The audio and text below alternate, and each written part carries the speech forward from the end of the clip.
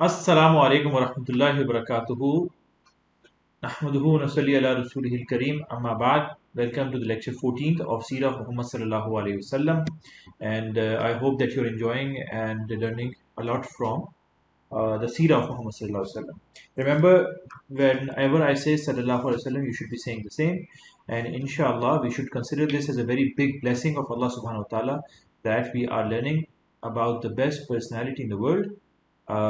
And we should embrace it by adopting as many as sunnahs in our daily lives as much as possible. So after Medina, the migration of Medina, Muhammad sallallahu alaihi wasallam built the first mosque, and that was made uh, out of donations. And the land was bought. The land which was bought was of two orphans that were um, the plot was bought from. And then came the point when the Qibla was changed. If you remember that in Islam there are two Qiblas. I just removed that. The first Qibla is the one which we all know that we discussed about. That is in Makkah, and I just there are two Qiblas, right? Qiblas is basically a direction. This is a direction so that every nation from, or maybe like all countries from all over the world, can pray towards a single direction to unify them. So there were two Qiblas. There were Qibla number one, that was Makkah, or so I have to clean this. Yes, the first one was Makkah, and we call it Kaaba, right? The second one was which one? Jerusalem.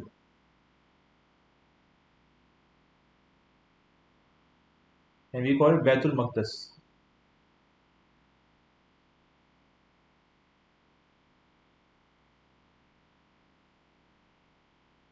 Right? I just deleted before that. This spelling is not good, or my spelling was right, but I have written it wrong. Too much jumbled up words. So basically, these were the two Qiblas. So the first one was the Makkah, or the second was the Jerusalem. So the thing was that was happening is that the people of Jews, they used to direct towards the Jerusalem, and the people of Makkah and the people of in fact the Arabs, they were using this.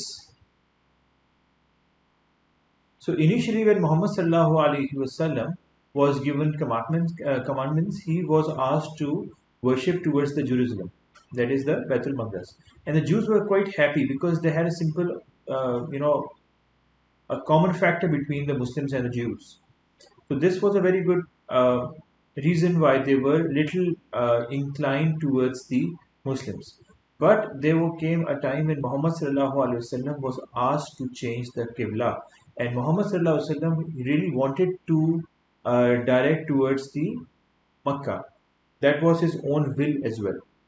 So it was Allah subhanahu wa ta'ala's order that he was asked to change the Qibla.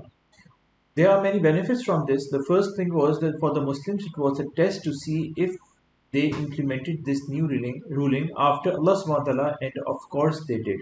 It was a test. Benefits was it was a test by Allah subhanahu wa ta'ala. Right?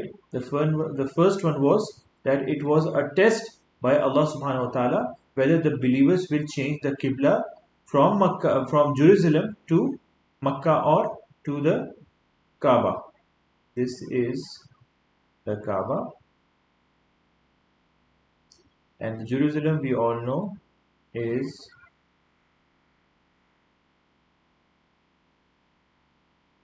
so that we know what we are talking about, right? So Muslims were ordered to change the Qibla back to Makkah or Kaaba. For the Jews, there was a clear sign message that this prophet came in the line of your prophets. So he is facing your Qibla. And indeed, for the first year and a half of Muhammad sallallahu alaihi wasallam time in Medina, he faced Baitul Maqdis. but he shall not supersede your prophet line, and he shall take it back to the original.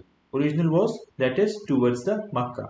The purpose primarily was to demonstrate to the Jews that this prophet is from the same tradition as their religion. But he is not just a Jewish prophet, he is more than this. And what he was? He was a Rasul. He was a Payghambar. He was sent, Muhammad sallallahu alaihi wasallam was sent with what? He was sent with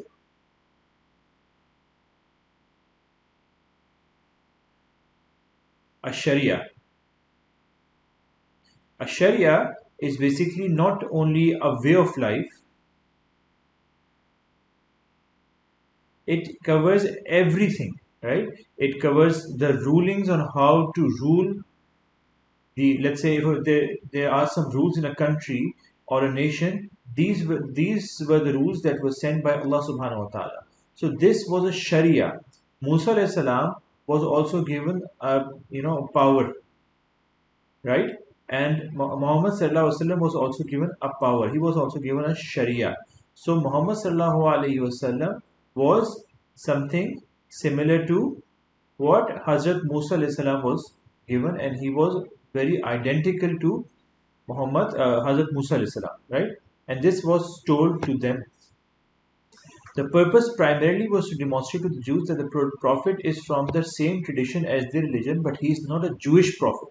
Jewish prophet means that he will not be telling you the same commandments that were told to Jewish people, and he will be given some new rulings with respect to every aspect. Like they too used to fast, but now but their fast is different from us. They too used to do ibadah, but our salah is different from theirs.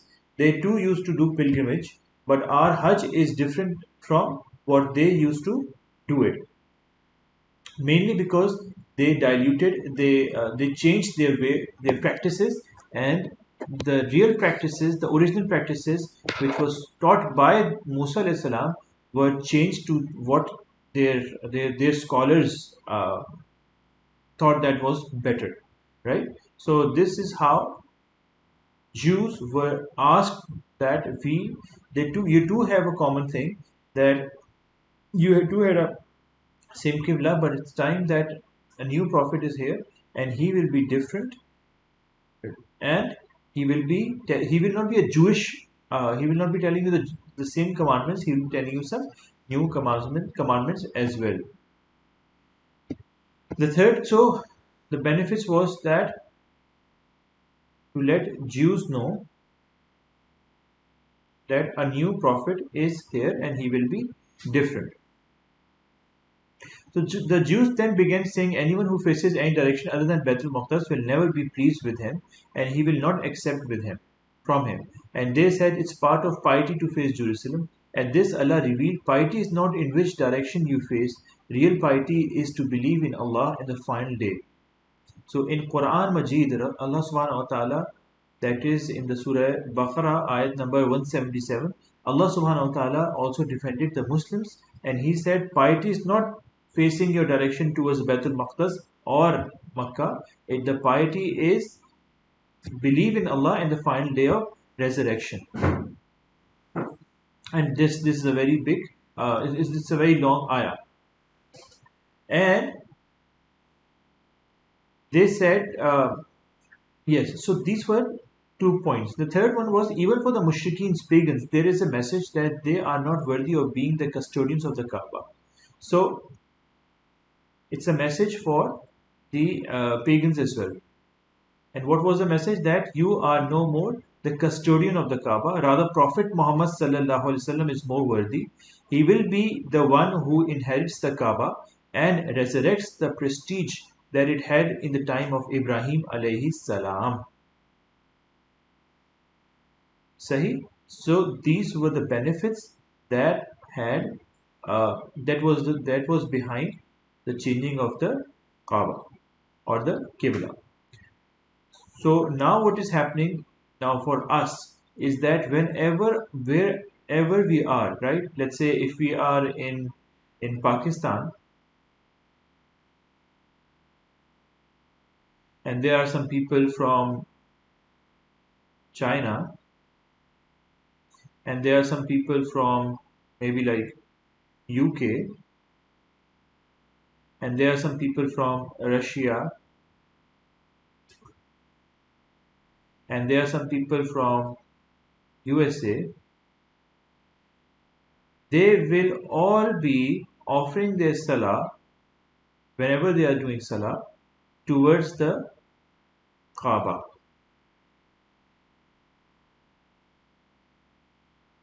And why is that so? The reason behind are many. First is to unify the Muslims. We have a single point that we all should worship towards, that is the Kaaba, right? And the second point is the importance of Kaaba itself,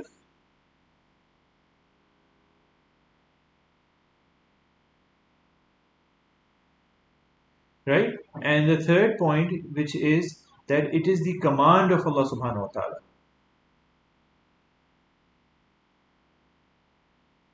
And this supersedes everything. Okay, so wherever we are in the world, we should try our utmost that we are facing the Qibla. We are doing whatever we can so that we are facing the Qibla. And there are some many, in fact, there are many applications as well that helps us to identify where the Qibla is. Okay, so this was it, and inshallah we have learned why Allah subhanahu wa ta'ala asked Muhammad sallallahu alaihi wasallam to change his qibla, and what was the initial two qiblas, and likewise how to do what should we be doing when we know where the Kaaba is. Hope you like the lecture, and inshallah hope you will listen to more of the lectures, and inshallah you'll be able to complete the whole seerah. Jazakallah khair. Assalamu alaikum wa rahmatullahi wa barakatuh.